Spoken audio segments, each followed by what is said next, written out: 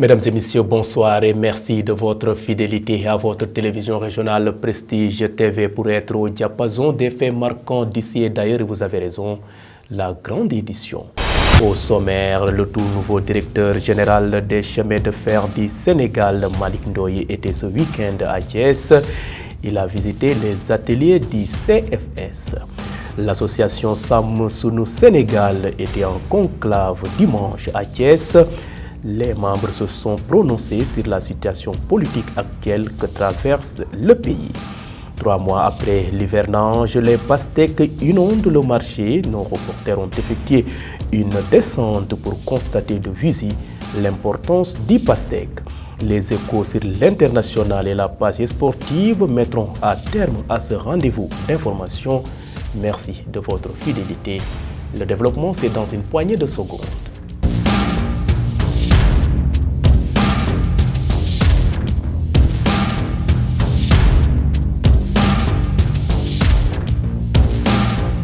Mesdames et messieurs, bienvenue et démarrons ce rendez-vous d'actualité par la visite du tout nouveau directeur général des chemins de fer du Sénégal. Il était ce week-end à Thiès. Il a tour à tour visité les ateliers du CFS. Selon lui, l'objectif de cette venue dans la cité du Rail était de rencontrer le personnel et de s'enquérir de la situation de l'entreprise.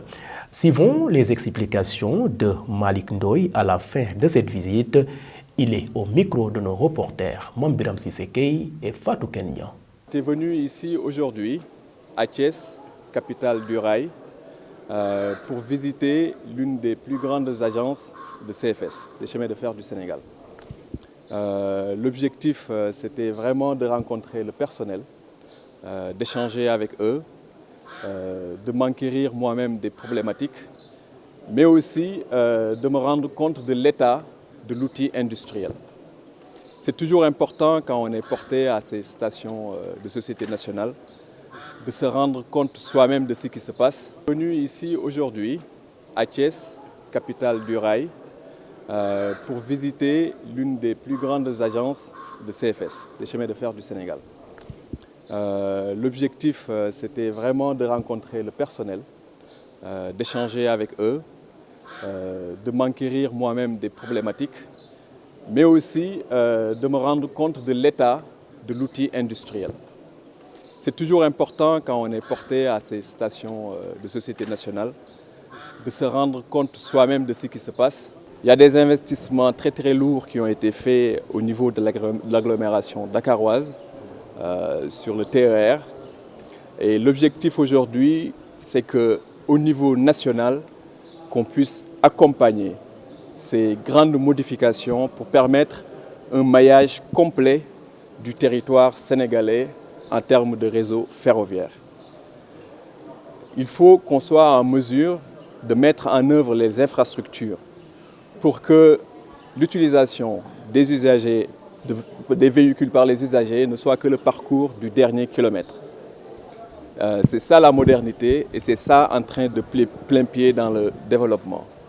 En tout cas, c'est la vision du chef de l'État à horizon 2035. C'est les instructions qui nous ont été données pour qu'aujourd'hui, déjà à court terme, qu'on puisse démarrer très rapidement des travaux de réhabilitation de voies et qu'à long et moyen terme, qu'on puisse réfléchir de manière plus stratégique et plus globale pour la redynamisation du réseau de voies ferrées. Vous suivez toujours l'actualité sur votre télévision régionale Prestige et nous parlons du forum des jeunes de l'association Sam Sunu Sénégal. Cette rencontre s'est tenue dimanche à Thiès. Elle a regroupé 200 jeunes qui ont procédé à la radioscopie de la situation sociale, économique et politique du pays, selon Bassirou Seck, leur président. Selon Bassirou Seck, président des jeunes, la situation politique interpelle tout le monde et si l'on y prend garde, elle peut prendre une proportion au précédent dangereux. Le voici au micro de Moussa Mbaye. Mesdames, Mesdemoiselles, Messieurs, la situation actuelle du Sénégal est drastique, vu les nombreux problèmes que rencontrent les populations sénégalaises depuis ça fait quelques années. nous sommes à une étape critique où la situation politique nous interpelle tous. Si on ne prend garde, cela peut prendre des proportions aux précédents dangereux. À en croire les audits internationaux, les chiffres de la dette, ceux de la démographie et du niveau de vie, le cas du Sénégal serait désespéré. Mais sous les décombres de nos erreurs et de nos intérêts, un feu couve et qui alimente l'espoir pour le Sénégal.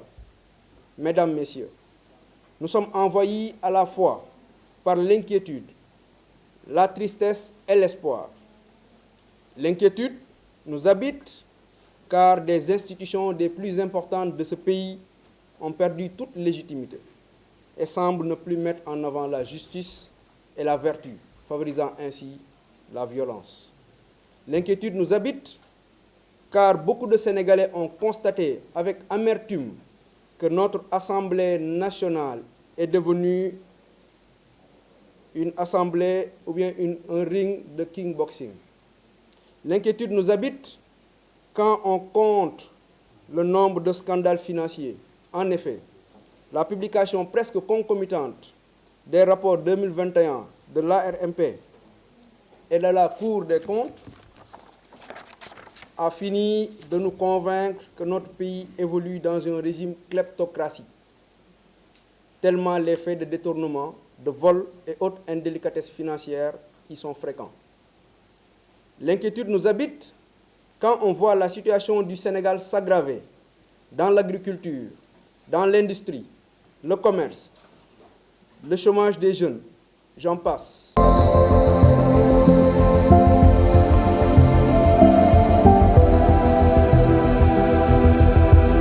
Et à présent, parlons société. Dans cette édition, l'amicale des femmes du lycée El Hadji Malick Sy de Thiès a organisé en fin de semaine la première édition de l'arbre de Noël social. Pour cette année, l'association a misé sur le social car des élèves non-voyants de l'INEFJA ont été associés à cette fête. Ainsi, des cadeaux ont été distribués pour faire plaisir aux enfants. A rappelé que la manifestation a été parrainée par le président du mouvement Thiès Ca Kanam, Pape Doumbouya. Oumou Khalsoum Ndiaye, présidente de la commission d'organisation de l'amicale, revient sur l'importance de cette journée. Elle est au micro de Chef Fall. L'objectif de cette activité, donc c'était l'arbre de Noël social du lycée El Hadji Malick Sy, qui a été organisé par l'amicale. Et l'amicale, c'est l'ensemble du personnel qui intervient au lycée El Hadji Malick Sy. Donc cette année-ci, on a pensé, contrairement aux années précédentes où ce sont seulement les enfants du lycée qui étaient fêtés, cette année-ci, on a dit qu'il fallait vraiment inviter d'autres enfants.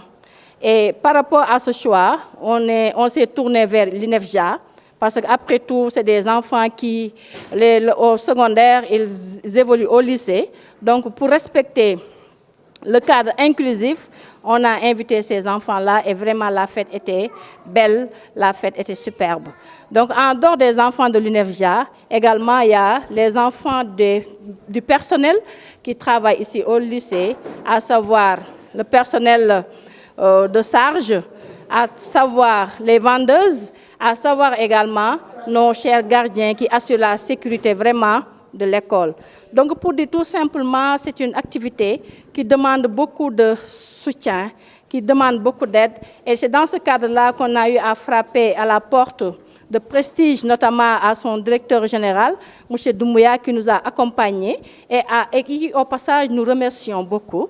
Et en espérant vraiment que l'accompagnement va durer des années et des années. Et dire tout simplement également, lui, M. Doumbouya, est un partenaire du lycée El Hadji Malick Sy.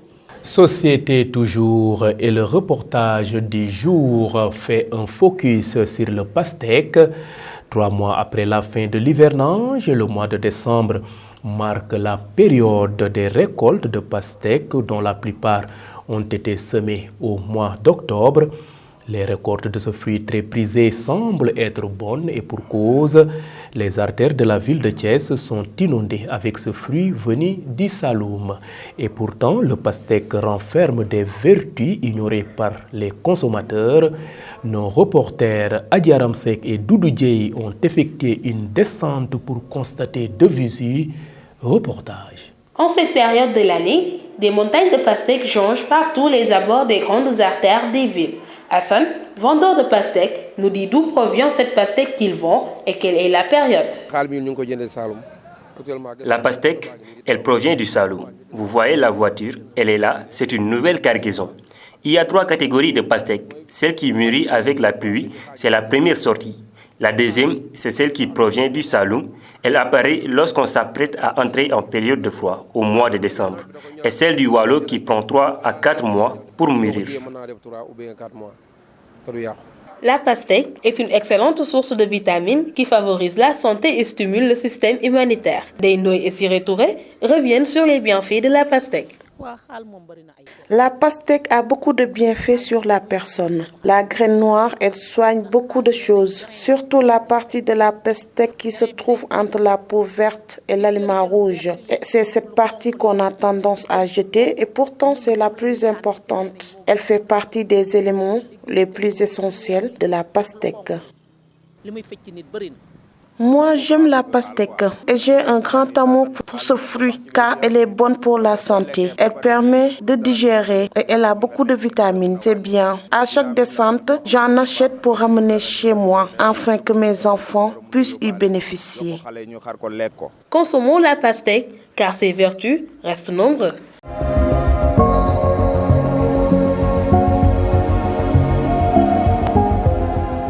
Et à présent, focus sur ce qui fait l'essentiel de l'actualité nationale de ce mardi 27 décembre.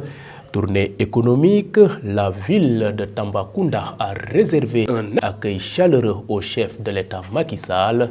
Ceci est le point de départ de l'actualité nationale qui porte la signature de Mame Biram Cissé Gueye. L'actualité nationale, sans langue de bois, le président du PASTEF s'est prononcé sur l'actualité nationale dominée surtout par le rapport de la Cour des comptes qui ne finit toujours pas de créer des surprises. La gestion des fonds force Covid-19 est restée en travers de la gorge du leader du PASTEF qui rappelle avoir alerté depuis l'audience que le chef de l'État accordait aux forces vives de la nation terrorisées par ce virus à qui tout un peuple a déclaré la guerre pour dénoncer toutes ces actions loin de l'appréciation positive qu'il en est faite. Ousmane Sonko insiste sur les rassemblements prévus le 30 décembre 2022 et le 6 janvier 2023. Parlons autre chose.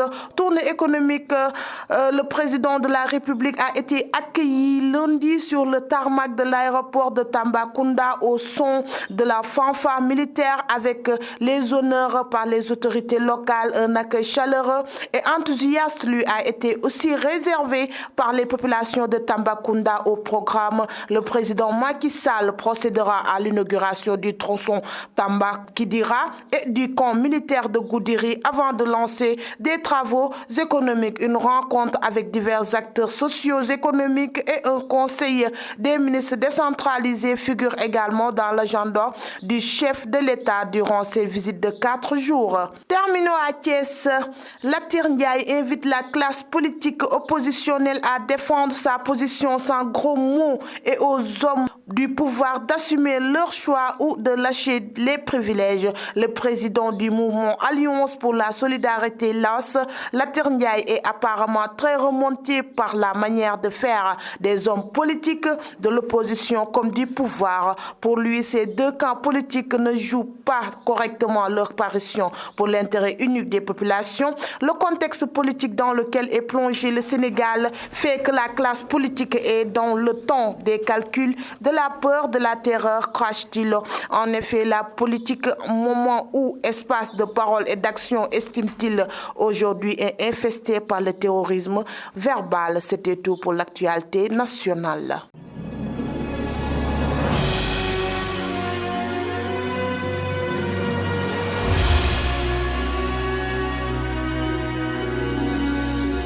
Et à présent, jetons un regard sur ce qui fait l'essentiel de l'actualité à l'étranger. L'actualité internationale sur Prestige TV que nous démarrons au pays des hommes intègres où 10 personnes ont été tuées dimanche 25 décembre dans l'explosion d'une mine artisanale vers Fanda Gourma dans l'est du pays.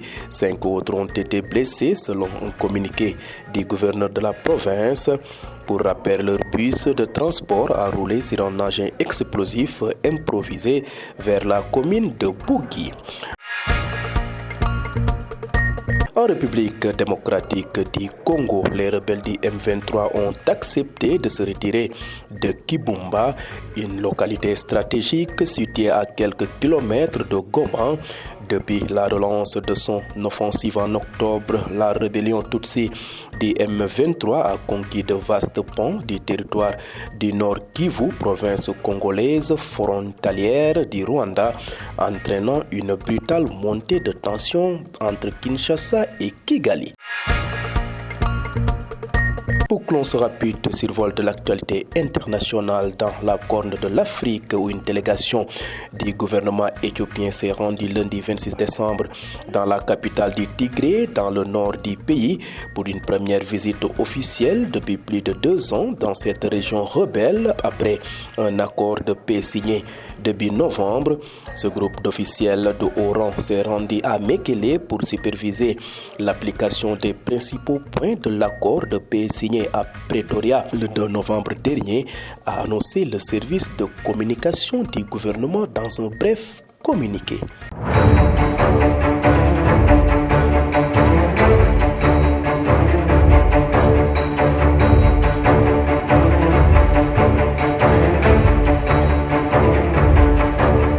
Et bouclons cette édition par une note sportive. Équipe nationale du Sénégal, le président de la Fédération sénégalaise de football, maître Augustin Senghor, tranche pour Aliou Cissé, nous dit Isaac Dapa. Équipe du Sénégal, le président de la fédération tranche pour Aliou Cissé. Aliou Cissé reste en poste, a-t-il confirmé hier soir à la 2STV. Nous sommes dans un projet et celui-ci prévoit que le sélectionneur national amènera l'équipe pour défendre notre titre continental lors de la CAN en Côte d'Ivoire, a expliqué les dirigeants sénégalais à 1 an de la Coupe d'Afrique des Nations 2023 décalée à janvier 2024. Le Sénégal s'était fixé comme objectif d'atteindre les quarts de finale en Coupe du Monde. Finalement, Aliou Cissé et ses hommes sont éliminés dès les 8e de finale. Et depuis cette élimination, le doute planait sur l'avenir du sélectionneur dont son départ a été réclamé par beaucoup d'observateurs. Finalement, le président de la Fédération sénégalaise de football a décidé de le garder. En Argentine, Lionel Scaloni va rester sélectionneur. En place sur le banc de l'Argentine depuis 2018 et sacré champion du monde le 18 décembre, Lionel Scaloni va rester sélectionneur selon le président de la fédération argentine, Claudio Tapia. Scaloni est l'entraîneur de l'équipe nationale d'Argentine. Nous sommes tous les deux des hommes de parole.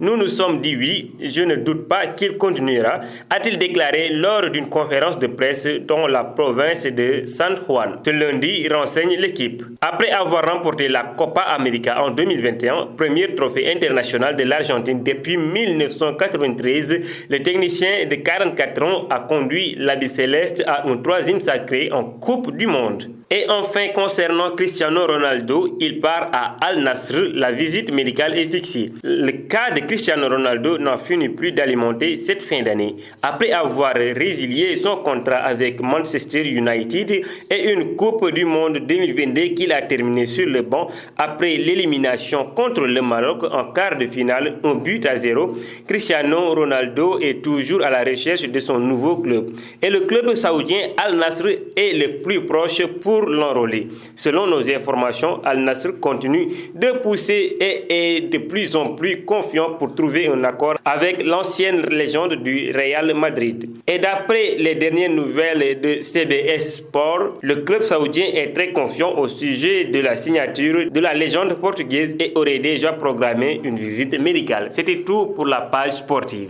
Merci donc à vous Isaac Dapa pour cette note sportive. C'en est plus, c'était le rendez-vous de l'actualité de ce mardi 27 décembre 2022. Vous étiez très nombreux à nous suivre à l'étranger.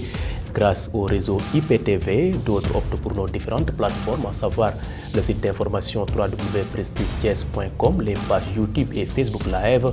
En tout cas, votre fidélité fait notre fierté. Merci et bonne fin de soirée.